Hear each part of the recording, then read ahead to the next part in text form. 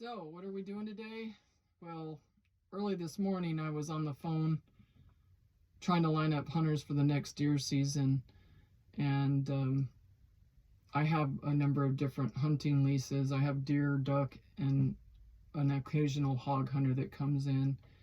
So I'm already geared up for next deer season because things had shifted. The gentleman that we're renting or leasing out the property, I think where they were staying is being sold, so they're maybe not going to come back, or their own life events are changing who wants to show up and who doesn't. So I have to see who else might want to hunt my property. It's really good hunting land. Everybody gets deer and every year. I mean, pretty much people have a deer the first day of deer season, so that's how good it is.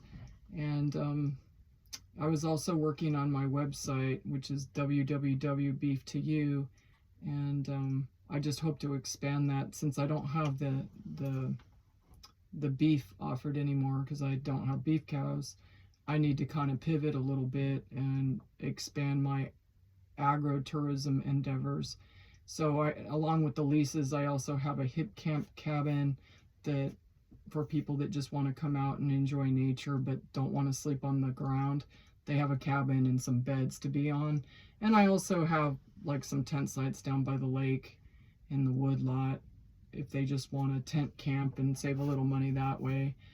So you might want to ask, well, what's agritourism and why are you doing it? Well, the margins on traditional agriculture, they just don't pencil out. By the cost of the land now, I mean, you're really pushed hard to justify purchasing the land. Most people lease and put their animals on lease land. And so, you kind of have to pivot with the times. And so agritourism seems to be the most viable option, which creates a diversified farm, which is fine by me. I really enjoy having people come out and enjoy nature and the land as I do. So there's no reason not to share it with people, because I just think it's healthy for people to get out into nature, especially if you're in the city. So I was asked by a younger person that was probably thinking about buying a farm or some property, and they said, what would you do with 25 acres? And I told them I would diversify, and of course you're probably going to do a little traditional agriculture, raise animals. And I suggested that perhaps sheep were a better option because, well, they produce every 5 months, and they produce many times twins, if not triplets, if you're really lucky.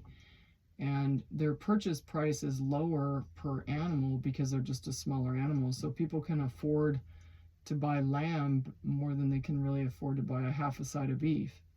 So, and if you only have 25 acres, which I know seems like a lot if you're, on a city lot, but it's not a lot once you start doing animal husbandry and try to raise your own, hay and gardens and all that. It gets small quick. But anyway, I suggested that they follow their passion and they raise what they like the most. If they like horticulture, more of maybe a market garden and go to farmers markets. And if they like animals, smaller animals to start with in a small flock, something low maintenance like maybe a hair sheep, and those are the ones that you don't have to actually shear. The hair falls off by itself, and they're supposed to be more worm resistant. I really can't talk about sheep too much because I've never done sheep in any large degree whatsoever. So that's what we're doing today. I mean, I just finished warming up my tractor to do the afternoon dirt work. I got some ruts and I have some divots that I need to fill in from both armadillos and different animals that dig, and from some ATV tracks, because when the hunters come out, it's almost always raining or muddy and they can't help but divot it out a little bit. So that's what we're doing today. I hope this information helps you a little bit, and if you got any little tidbit of information, I'd really appreciate you subscribing or give me a like, a thumbs up if that's the case. So that's what we're doing. Bye.